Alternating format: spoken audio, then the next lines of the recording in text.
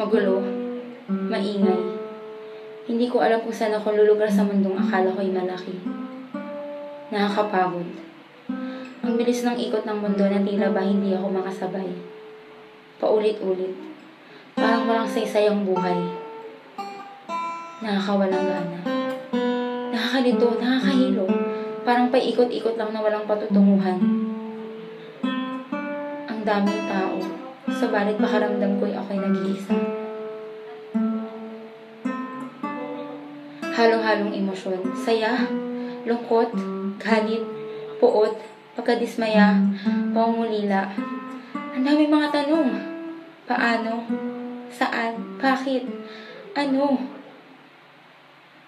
Ano ang kulang?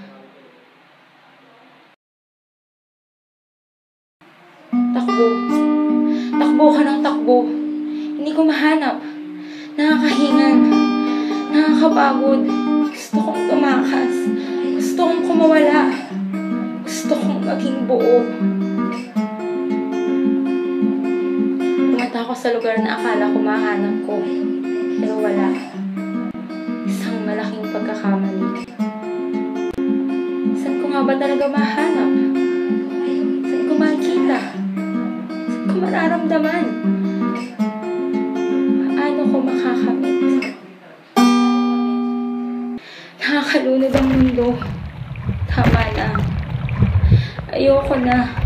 Para sa kanila. Ngunit hindi. Kailangan kong maging matapang.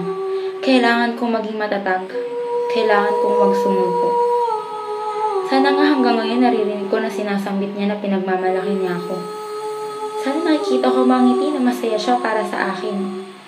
Sana maramdaman ko pa rin ang mga yakap niya. Sana buo ako. Sana.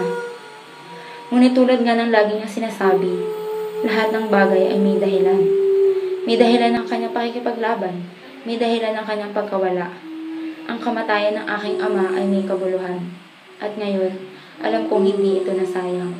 Dahil ito ay para sa kapayapaan.